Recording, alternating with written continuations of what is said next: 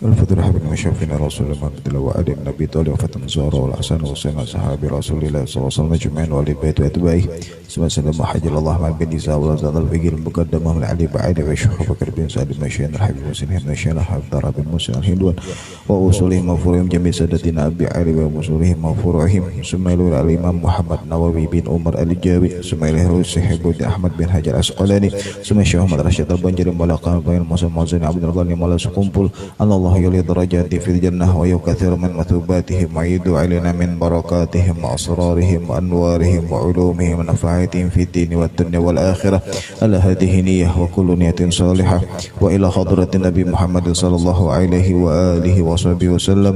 الفاتحة. أعوذ بالله من الشيطان الرجيم. بسم الله الرحمن الرحيم. الحمد لله رب العالمين الرحمن الرحيم مالك يوم الدين. إياك نعبد وإياك نستعين اهدنا الصراط المستقيم صراط الذين أنعمت عليهم غير المغضوب عليهم ولا الضالين آمين. بسم الله الرحمن الرحيم.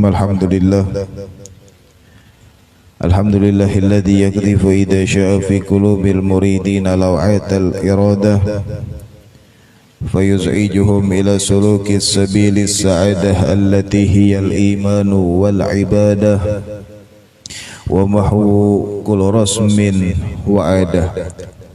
اللهم فصل وسلم وبارك وكرم على عبدك المجتبى المصطفى سيدنا محمد سيد أهل السيادة وعلى آله وأصحابه سادة القادة. سبحانك لا علم لنا إلا ما علمتنا إنك أنت العليم الحكيم ولا حول ولا قوة إلا بالله العلي العظيم. رب اشرح لي صدري ويسر لي أمري واحلل عقدة من لساني يفقه قولي. أما بعد. Alhamdulillah, puji syukur kehadirat Allah Subhanahu wa taala yang terus memberikan kepada kita semuanya nikmat dan karunia-Nya, sehingganya berkat karunia yang Allah berikan kepada kita, kita bisa bersama-sama duduk di sini untuk menambah keilmuan kita, sehingganya kita semakin dekat dengan Allah dan semakin mengenal baginda Rasul sallallahu alaihi wasallam. Maka mudah-mudahan apa yang kita lakukan pada hari ini menjadi sebab kita dipandang oleh Allah Subhanahu wa taala. Allah ampuni kita dan Allah rahmati kita semuanya. Amin ya rabbal alamin. Salawat dan salam teraturkan untuk baginda Rasul Muhammad sallallahu alaihi wasallam, begitu juga para keluarga beliau, para sahabat, para tabi'in hingga akhir zaman. Dan mudah-mudahan salawat yang kita lantunkan ini menjadi sebab kita kemudian sampai kepada derajat yang dimuliakan oleh Allah, jadi kita dikumpulkan bersama baginda Rasul sallallahu alaihi wasallam di dalam surganya Allah Subhanahu wa taala. Amin ya rabbal alamin. Hadirin hadirat, ikhwan akhwat yang dicintai oleh Allah. Kemudian qala musannif rahimahullah wa nafa'ana bihi wa bi ulumi fid dharain. Amin radhiyallahu ta'ala anhu wa ankum ila anqal. Yang mana kemudian kita Al-Imam An-Nawawi menukil sebuah hikmah yang disampaikan oleh Al-Imam Hasan Al-Basri, seorang afdalut tabi'in. Jadi tabi'in yang paling afdal, artinya yang paling mulia, karena beliau adalah orang yang kemudian paling dekat dengan baginda Rasulullah sallallahu alaihi wasallam. Karena di dalam riwayat bahwa beliau ini pernah menyusu kepada salah satu dari istri baginda Rasulullah sallallahu alaihi wasallam, sehingganya kata beliau, berkat itulah maka keluarlah hikmah-hikmah dari lisanku, karena berkah yang kemudian kudapatkan dari keluarga baginda Rasulullah sallallahu alaihi wasallam. Dan kemudian disampaikan bahwa beliau pun adalah di antara murid-muridnya Al-Imam Ali karamallahu wajhah. Jadi kemudian beliau mengatakan, Anil Hasan Al-Basri, dari Al-Imam Hasan Al-Basri, beliau mengatakan, laulal abdal la khusifatil ardu wa ma fiha. Kemudian beliau melanjutkan, laulas salihun la halaqat talihun. Kemudian kata beliau juga, walaulal ulama la saran nasu kulluhum kal bahaim. Kemudian beliau juga mengatakan walaula sultan la ahlaka ba'duhum ba'da walaula al-hamqa la kharabatid dunya walaula rihu la antana kulli syai. Kemudian Al-Imam Hasan Al-Basri beliau mengatakan di awal makalah atau di awal hikmah yang kemudian dinukil oleh Al-Imam An-Nawawi, kata beliau laulal abdal la khusifatil ardu, kalau bukan mereka para wali-wali abdal maka jar kemudian kata Imam An-Nawawi, kata Imam Hasan Al-Basri laulal abdal, kalau bukan mereka para wali al-abdal maka bumi dan seluruh isinya itu akan ditenggelamkan oleh Allah Subhanahu wa taala. Artinya di dalam hikmah beliau ini beliau menjelaskan tentang kedudukan seorang wali. Artinya di dalam maqam kewalian, artinya di antara setiap makhluknya Allah Subhanahu wa taala, di antara hamba-hambanya Allah Subhanahu wa taala itu ada orang-orang yang menjadi pilihan di sisi Allah Subhanahu wa taala. Maka mereka yang dikatakan sebagai orang-orang yang terpilih itulah mereka yang dikatakan sebagai seorang wali atau orang yang kemudian memiliki derajat khusus di sisi Allah Subhanahu wa taala. Maka setiap apapun yang dilakukan oleh mereka para wali-walinya Allah Subhanahu wa taala itu berbeda dengan orang kebanyakan. Artinya ketika kita kemudian sudah berbicara tentang seorang wali, artinya belum kita berbicara tentang derajat-derajat mereka para aulia. Artinya hanya sekedar kita membicarakan mereka yang kemudian dikatakan sebagai seorang wali atau seseorang yang kemudian dipilih oleh Allah Subhanahu wa taala menjadi orang yang kemudian kita katakan anggaplah sebagai orang yang dikasihi oleh Allah atau orang yang dicintai oleh Allah Subhanahu wa taala, maka ketahuilah setiap segala sesuatu yang dilakukan oleh mereka itu berbeda dengan apa yang kita lakukan sebagai orang-orang awam. Kebaikan yang mereka lakukan pun bernilai lain di sisi Allah. Bahkan istilahnya nih, sebuah hal yang istilahnya belum dianggap sebagai sebuah keburukan. Artinya kalau dilihat dari sisi kita sebagai orang yang awam, artinya orang kita kebanyakan nih, orang umum kayak kita kebanyakan, anggap orang awam lah kita nih. Hal yang kemudian biasa yang kita lakukan itu dianggap biasa, namun jika itu dilakukan oleh mereka yang dikatakan sebagai seorang wali, seseorang yang kemudian dipilih oleh Allah, seseorang yang kemudian memiliki derajat khusus di sisi Allah, maka bisa jadi itu kemudian istilahnya dianggap sebagai sebuah kesalahan. Contoh misalnya, ketika kemudian kita sebagai orang awam antara kita lalai dengan ingat kepada Allah, itu mungkin lebih banyak lalainya ketimbang ingatnya. Maka bagi kita sebagai orang awam, kita yang kemudian banyak lalainya itu dianggap hal yang biasa di sisi Allah karena kita tergolong orang-orang awam. Namun jika itu dilakukan oleh mereka yang dikatakan sebagai seorang wali atau mereka yang kemudian dikatakan sebagai orang yang dicintai oleh Allah, yang dipilih oleh Allah, maka itu dianggap hal yang salah di sisi Allah Subhanahu wa taala. Makanya salah seorang ulama yang berasal dari Huraidah di Hadramut itu ada nama daerahnya Huraidah, atau kita kenal beliau dengan nama Al-Habib Umar bin Abdurrahman Al-Attas, salah satu yang kemudian kita sering baca ratibnya di Indonesia ini, artinya Ratibul Attas atau pengarang Ratib Attas. Beliau adalah Habib Umar bin Abdurrahman Al-Attas. Jadi kata beliau, lau ghafaltullahu lahzah ma'adattu minal muslimin. Kata beliau, seandainya aku lupa kepada Allah, aku tidak berzikir kepada Allah, aku lalai terhadap Allah, walau lahzah, kata beliau, artinya sekejap aja di sini aku artinya lalai terhadap Allah, maka kata beliau ma'adattu minal muslimin, maka sungguh aku bukan tergolong seorang muslim yang sejati. Kata beliau, seandainya Yazidin kemudian sekejap aja Yazidin keingat Allah, itu di Yazidin bukan seorang muslim sejati, itu seorang wali.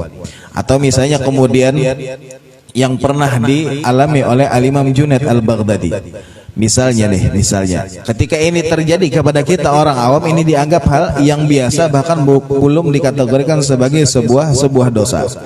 Ketika kemudian salah seorang Al-Imam Junaid Al-Baghdadi, ketika beliau kemudian lagi duduk di teras rumah beliau, kemudian datang seorang pengemis meminta-minta kepada beliau, kemudian terbersit di dalam hati beliau, beliau berkata, seandainya, kata beliau, badan yang sehat ini digunakan untuk bekerja, maka alangkah baiknya ketimbang minta-minta. Artinya itu hanya di dalam hati sendiri aja nih, belum terucap. Maka itu kemudian seandainya terjadi kepada kita orang awam, itu belum dianggap sebagai sebuah dosa selama itu belum terucapkan. Namun ketika itu dilakukan oleh mereka yang dikatakan sebagai seorang wali, orang yang dekat dengan Allah, orang yang dicintai oleh Allah, orang yang dipilih oleh Allah Subhanahu wa taala, maka ketika malamnya kemudian ketika Al-Imam Junaid tidur, beliau melihat di dalam mimpinya, kemudian dinampakkan oleh Allah Subhanahu wa taala, datang seseorang membawa sebuah nampan yang tertutup sehelai kain. Ketika dibuka oleh beliau, maka isinya adalah bangkai dari pengemis yang minta-minta kepada sidin tadi. Kenapa jadi demikian? Karena artinya di dalam firman yang Allah mengatakan, ayuhibbu ahadukum ayyakula lahma akhihi mayyitan fakarihtumuh. Di dalam Al-Quran Allah mengatakan, apakah di antara kalian ada yang mau memakan bangkai saudaranya sendiri dalam keadaan mati tadi, padahal kalian membencinya. Artinya ketika kita menghibah orang lain, maka itu sama kita memakan bangkainya orang yang kita ghibah. Itu kalau kita ucapkan. Sedangkan di dalam kasus ini Al-Imam Junaid Al-Baghdadi itu hanya terbersit di dalam pikiran beliau, terlintas di dalam hati beliau, kemudian ingin mengatakan bahwa seandainya, kata beliau, badan yang sehat ini digunakan untuk bekerja, maka lebih baik daripada meminta-minta. Itu hanya di dalam hati. Maka itu dianggap sebuah kesalahan, ditegur beliau oleh Allah Subhanahu wa taala, di dalam mimpi langsung diperlihatkan. Itu kalau orang yang dekat dengan Allah atau mereka yang dikatakan sebagai walinya Allah Subhanahu wa taala. Tapi jika itu berlaku kepada kita sebagai orang yang awam, itu belum dianggap sebagai sebuah dosa karena belum terucap. Namun karena ini yang melakukan adalah seorang wali atau orang yang dipilih oleh Allah, maka itu dianggap sebagai sebuah kesalahan. Maka mereka yang dikatakan sebagai seorang walinya Allah Subhanahu wa taala, itu sudah berbeda nilainya di mata Allah Subhanahu wa taala. Di sisi Allah mereka memiliki kedudukan yang mulia, sehingganya setiap segala sesuatu yang mereka lakukan itu nilainya beda ketimbang kita yang orang awam. Maka itulah yang dikatakan oleh Imam Hasan Al-Basri, sehingganya beliau mengatakan, laulal abdal la khusifatil ardu wa ma fiha. Seandainya, kata beliau, kalau bukan mereka walau para wali-wali abdal, maka kemudian dunia dan seisinya ini sudah ditenggelamkan oleh Allah Subhanahu wa taala. Lalu siapa garang jar wali? Wali abdal. Jadi wali abdal itu salah satu makam di dalam kewalian. Jadi biasanya di dalam makam kewalian itu ada yang istilahnya wali kutub ya.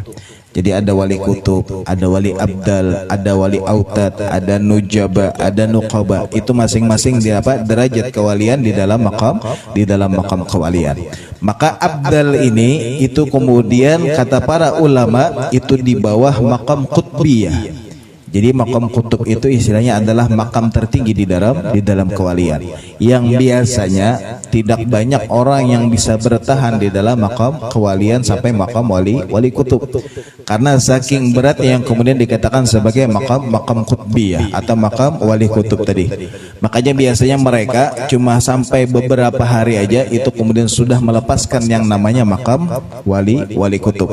Namun di dalam riwayat dikatakan bahwa anna kana al-imamul haddad tahammal ala maqam qutbiyah 40 sanah. Jadi pernah ada yang sampai 40 tahun mengemban wali kutub tadi, itu diantaranya al-imamul haddad atau al-habib Abdullah bin Alawi bin Muhammad al-Haddad, pengarang Ratibul Haddad. Itu dikatakan beliau sampai 40 tahun di dalam maqam kewalian. Dari mana kita tahu jar beratnya wakaf kawal ini kemudian adalah sebagai pengganti dari mereka para nabi. Dikatakan kemudian pernah kita mendengar cerita baginda Rasulullah sallallahu alaihi wasallam bahwa ketika kemudian baginda Rasulullah sallallahu alaihi wasallam pernah salat sampai jar kemudian membengkak batin sidin. Itu kemudian pernah di sejarah dikatakan ada yang mengatakan bahwa saking banyaknya sidin sembahyang maka sampai membengkak batis sidin. Namun ada juga yang mengatakan karena beratnya sebuah makam kenabian sehingganya kemudian saking beratnya nih sidin sampai menahan sampai batis sidin bengkak. Dari mana jar kita tahu bahwa kemudian bagaimana baginda Rasulullah SAW sekian lama kemudian menjadi seorang nabi, bahkan pernah suatu hari ketika pernah wahyu turun dari Allah Subhanahu wa taala, ketika itu beliau sedang berada di atas onta, ketika itu sidin lagi di atas onta, kemudian turun malaikat Jibril menyampaikan wahyu. Di dalam riwayat ketika itu unta itu langsung terduduk. Jadi awalnya unta kan kuat unta nih, binatang yang paling kuat, kau membawa beban apa segala macam. Namun ketika turun wahyu dari Allah Subhanahu wa taala, saat itu baginda Rasul lagi di atas onta, untanya langsung terduduk. Kenapa? Saking beratnya yang namanya wahyu dari Allah Subhanahu wa taala. Itu kemudian yang istilahnya unta yang kuat aja nih. Kita nilah di atas unta ini sudah membawa barang banyak apa segala macam. Kemudian kita di atasnya nih pulang duduk, unta tuh masih sanggupnya membawa barang tadi.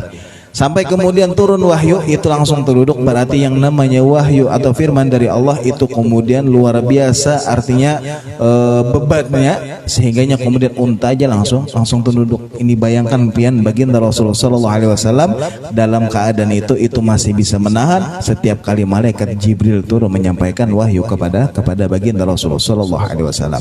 Nah, begitu juga jar kemudian sebuah makam kewalian, makanya terkadang mereka yang kemudian kada istilahnya kada sampai kemudian kada kuat mengemban yang namanya makam kewalian, itu cuma beberapa hari kemudian sudah mereka lepas. Terakhir yang kemudian pernah mengemban yang katanya wallahu alam bujur katanya cuma ini diyakini oleh mereka para ulama Hadramut, terakhir yang pernah mengemban makam wali kutub ini adalah Habib Abdul Qadir bin Ahmad As-Segaf Jeddah. Itu ketika beliau dulu lagi anum nih, sidin kan ada foto beliau lagi anum, ganteng sidin luar biasa. Tetapi ketika sidin sudah memasuki usia tua, itu sidin muntung sidin itu sedikit perot. Kenapa jar? Karena dikatakan jar ketika itu sidin pernah mengemban yang namanya makam wali kutub tadi. Saking kada kuatnya sidin kemudian itu sampai perot jar kemudian muntung sidin tadi. Karena beratnya yang namanya makam kewalian. Nah, itu kemudian ada sampai mungkin beberapa tahun yang lalu sidin hanyar meninggal. Itu Habib Abdul Qadir bin Ahmad As-Segaf. Jadi jar kalau kita mendengar kenapa jar kemudian kebanyakan nang istilahnya wali kutub apa segala macam, kenapa jar mesti kemudian ibaratnya pasti Habib fulan. Kenapa? Karena jar kemudian di antara syarat seseorang menjadi wali kutub itu diantaranya nih. Jadi pertama husnu surah. Yang pertama husnu surah, orangnya harus ganteng, bungas, gagah orangnya. Itu diantara syaratnya husnu surah, orangnya harus gagah, bungas, ganteng. Jadi kada mungkin orang yang istilahnya di bawah rata-rata jadi wali, itu kada mungkin. Jadi harus orang yang ganteng. Yang pertama husnu surah, orangnya ganteng. Kemudian husnu sirah, sejarahnya bagus. Artinya ini bukan menjadi wali biasa kada, artinya seorang wali kutub, pemimpinnya para wali. Jadi yang pertama husnu surah, orangnya ganteng. Kemudian husnu sirah, sejarahnya bagus, dari halus kemudian dasar-dasar lain. Makanya kita lihat kisah-kisah kayak Syekh Abdul Qadir Jailani, kemudian lagi halus bilanya bulan puasa siang kada mau menyusu, bilanya sudah malam dia mau. Kenapa? Karena kemudian sidin puasa juga, karena beliau sampai di maqam qutbiyah. Beliau pernah menjabat seorang wali kutub. Atau misalnya kemudian wali-wali lain yang kemudian sampai ke derajat itu biasanya dari halus pun sudah memiliki perbedaan dengan orang kebanyakan.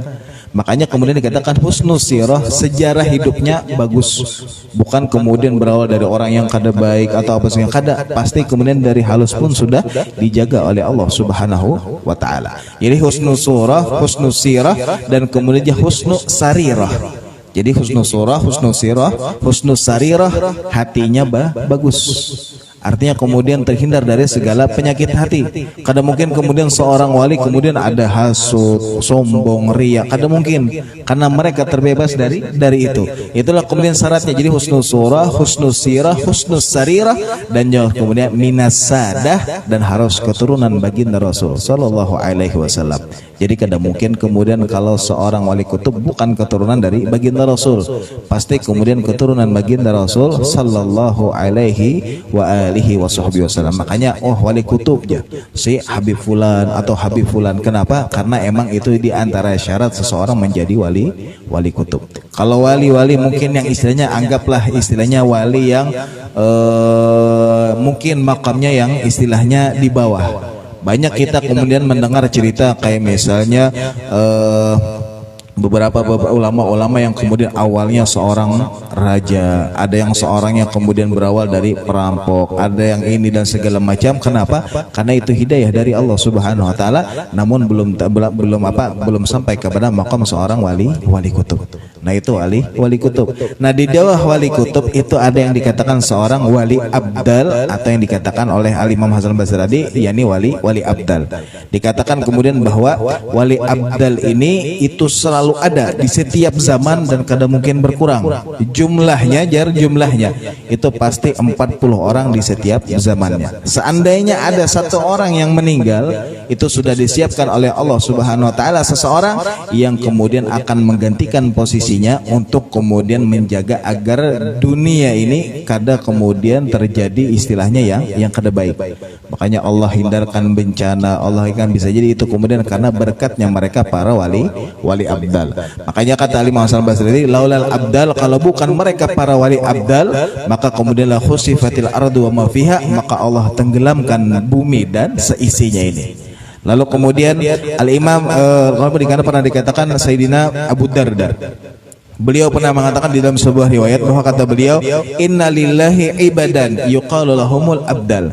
Jadi kata beliau, sesungguhnya Allah Subhanahu wa taala di antara hamba-hambanya ada orang-orang yang kemudian dipilih oleh Allah Subhanahu wa taala untuk dijadikan sebagai wali abdal. Siapakah mereka? Maka kata Sayyidina Abu Darda, lam yafdulun nasa bi kathrata shaumin wala salatin wala husnu hilyah.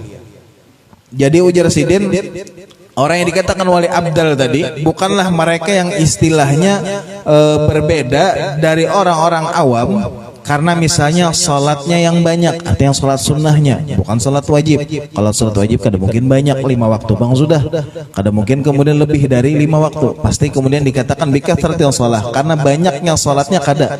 Artinya bukan karena inya melakukan salat sunnah yang banyak, bukan karena inya puasa sunnah yang banyak, atau karena pakaiannya bagus. Kalau misalnya pakai jubah, misalnya pakai surban, atau misalnya pakai jas, pakai sepatu, kada. Artinya bukan karena itu, kata Sayyidina Abu Darda. Walakin kata beliau, artinya mereka yang dipilih menjadi wali abdal tadi adalah mereka yang bisidqil wara, orang yang benar-benar menjaga kehati-hatian yang di dalam perkara-perkara sehari-hari. Jangankan istilahnya yang haram ataupun yang makruh, yang halal aja pun mereka masih menjaga diri mereka agar tidak terjatuh kepada hal-hal yang kemudian tidak diridhoi oleh Allah Subhanahu wa taala. Seperti misalnya yang pernah dikatakan oleh Al-Imamul Haddad, kata Al-Imamul Haddad yang pernah di makam seorang wali kutub 40 tahun, beliau mengatakan ketika kita, kata beliau, makan dari hal yang halal aja jersidin nih, tetapi berlebihan itu bisa mematikan hati. Makanya bagaimana mereka menjaga diri mereka dari hal-hal yang istilahnya jangankan yang haram atau makruh, yang halal aja mereka jaga. Artinya yang ini nih, makan kan halal boleh apa segala macam, tapi itu dijaga mereka. Kenapa? Karena kalau kebanyakan pun kemudian bisa mematikan hati, kata Al-Imamul Haddad. Itu mereka yang benar-benar berhati-hati di dalam kesehariannya, jangankan untuk yang haram atau makruh, yang halal aja kemudian itu masih dijaga oleh mereka. Itulah mereka yang dikatakan dengan sidqul wara. Kemudian husnun niyah, artinya niat mereka sehari-hari ini pasti niatnya baik, niat membantu orang, niat khidmah lawan orang, niat istilahnya kadeda terbesit di dalam hati mereka, niat yang kada baik pasti kesehariannya kemudian niatnya baik terus. Belum kemudian begitu juga jar walakin wasalamati sadri, begitu jar kemudian hati-hati mereka yang kemudian pastinya selamat. Maksudnya apa? Artinya kadeda di dalam hati mereka yang istilahnya sombong, ria, ujub, hasud dan segala macam, mereka semuanya terbebas dari segala penyakit hati. Kadang mungkin kemudian seseorang dipilih menjadi wali abdal tetapi ada hasudnya, ada rianya, itu kadang mungkin. Sehingganya kemudian wa nasihatal lahum ibtigha'a mardatillah, sehingganya mereka memiliki istilahnya perhatian yang lebih kepada setiap orang-orang muslim. Bagaimana kemudian mereka memperhatikan orang supaya istilahnya orang-orang yang istilahnya jauh dari Allah, kemudian itu menjadi istilahnya pikiran mereka. Kayak apa orang-orang yang jauh ini mereka bawa supaya semakin dekat dengan Allah. Atau mereka yang istilahnya lebih banyak lalainya, bagaimana mereka kemudian agar orang-orang yang lalai tadi agar semakin memperbanyak ingat Allah atau semakin memperbanyak zikir kepada Allah Subhanahu wa taala.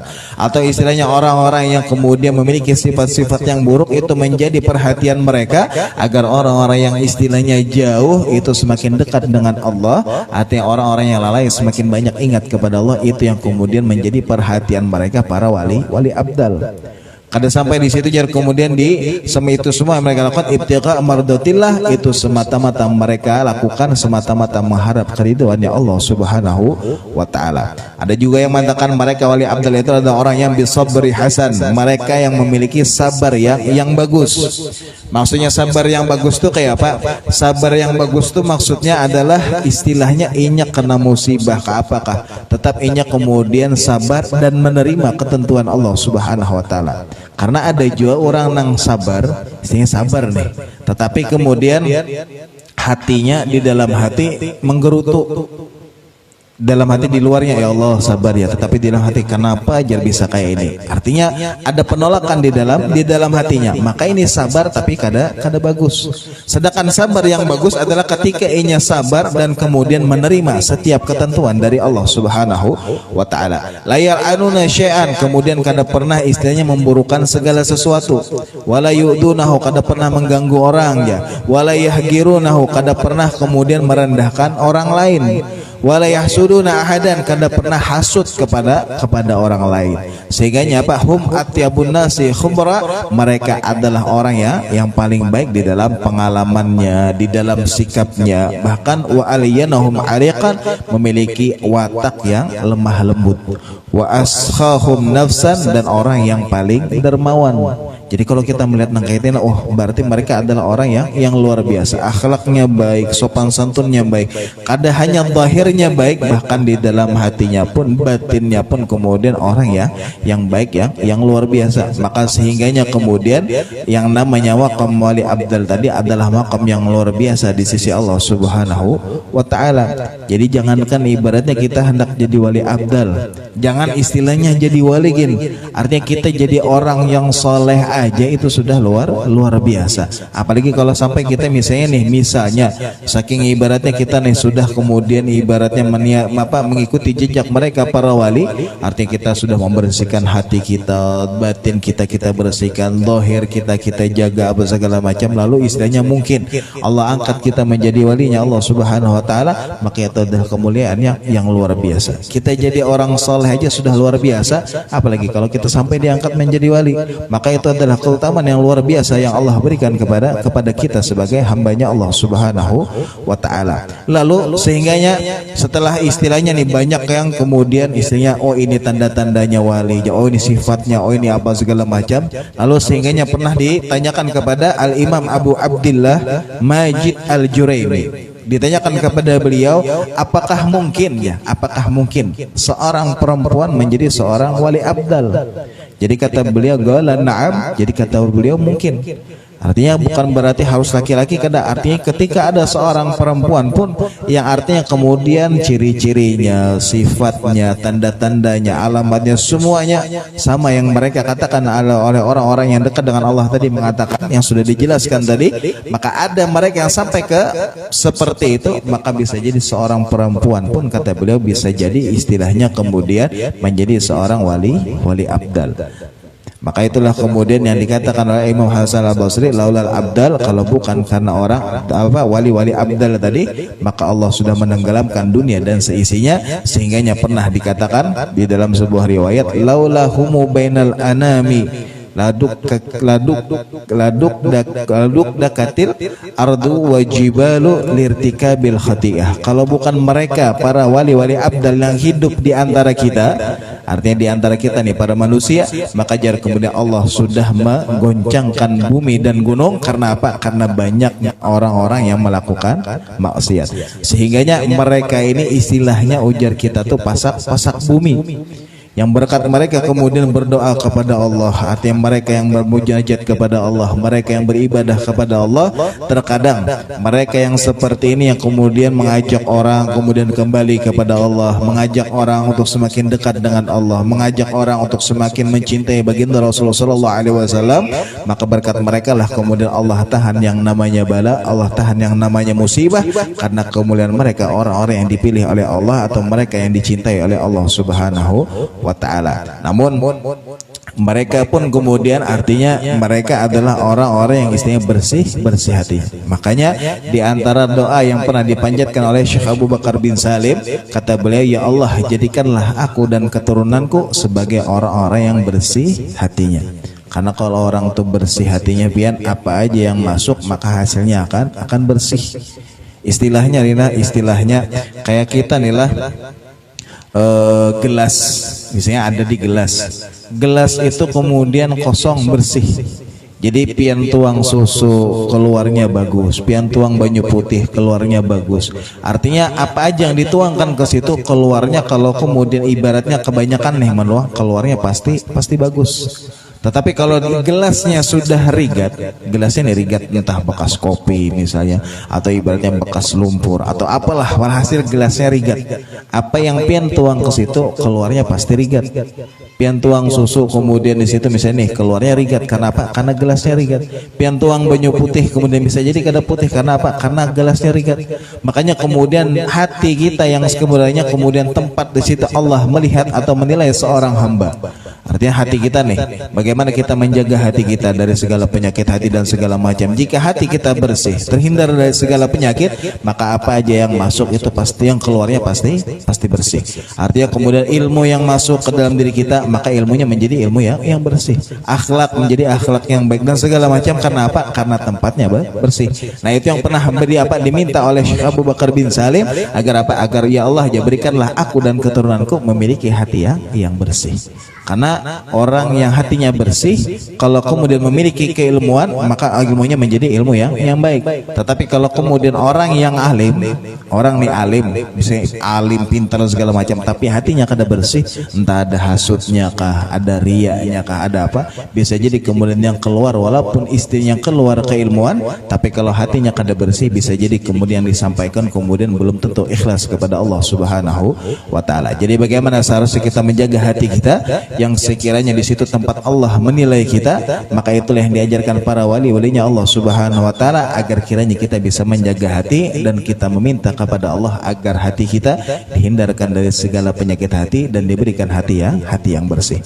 Maka itulah yang pertama yang dikatakan oleh Imam Hasan al-Basri, laula abdal, kata beliau, la khusifatil ardu wa ma fiha, kalau bukan karena mereka para wali-wali abdal, maka sudah Allah tenggelamkan bumi dan seisinya. Karena apa? Karena berkat mereka lah para wali yang berdoa kepada Allah, bermunajat kepada Allah, yang mengajak orang semakin dekat dengan Allah dan semakin mencintai baginda Rasul. Berkat mereka lah kemudian Allah tahan kemudian segala sesuatunya, sehingga kita masih bisa bertahan di muka bumi ini. Maka mudah-mudahan apa-apa yang kemudian kita lakukan pada hari ini menjadi saksi kelak di hadapan Allah Subhanahu wa ta'ala, dan mudah-mudahan kita bisa mengikuti jejak mereka para wali-walinya Allah, para mereka kekasih-kekasih Allah Subhanahu wa ta'ala, agar sekiranya ketika kita mengatakan kita cinta kepada mereka para wali-walinya Allah, kita ada bukti dengan mengikuti jejak kehidupan mereka. Maka mudah-mudahan Allah Subhanahu wa taala berikan taufik dan hidayah kepada kita agar kita semakin semangat di dalam beribadah kepada Allah, semakin semangat di dalam mengamalkan sunnah-sunnah baginda Rasul sallallahu alaihi wasallam, dan mudah-mudahan Allah Subhanahu wa taala berikan taufik dan hidayah kepada kita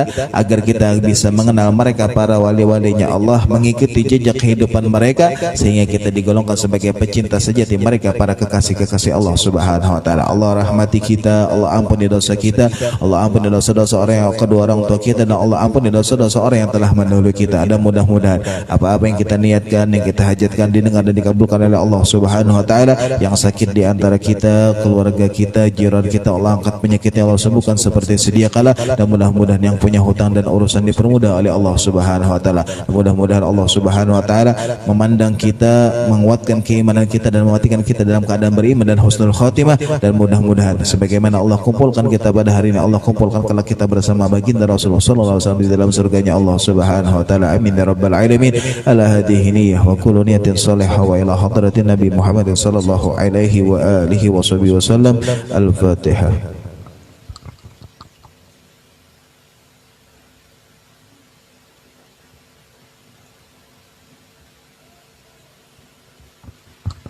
Bismillahirrahmanirrahim. Alhamdulillahirabbil alamin. Allahumma shalli wa sallim ala sayyidina Muhammadin wa ala ali sayyidina Muhammad. Allahumma rzuqna fahman nabiyyin wa hifdzal mursalin wa ilham malaikatil muqarrabin. Rabbana taqabbal minna innaka antas samiul alim wa tub alaina innaka antat tawwabur rahim. Allahumma ij'al jam'ana hadza jam'an marhumatan tafarraqan ma'suma wa la taj'al fina wa la minna wa la ma'ana syai'an bi rahmatika ya arhamar rahimin. Sallallahu ala sayyidina Muhammadin wa ala alihi wasallam. Bi fadli subhana rabbika rabbil izzati amma yasifun wa salamun alal mursalin walhamdulillahi rabbil alamin. Bismillahirrahmanirrahim. Wal 'asri innal insana lafi khusr illa alladhina amanu wa amilus solihati wa tawasaw bil haqqi wa tawasaw bis sabr. Bismillahirrahmanirrahim. Wal 'asri innal insana lafi khusr illa alladhina amanu wa amilus solihati wa tawasaw bil haqqi wa tawasaw bis sabr. Bismillahirrahmanirrahim. Wal 'asri innal insana lafi khusr illa alladhina amanu wa amilus solihati wa tawasaw bil haqqi wa tawasaw bis sabr. Subhanakallahumma wa bihamdika asyhadu an la ilaha illa anta astaghfiruka wa atubu ilaik. Taqabbalallahu minkum.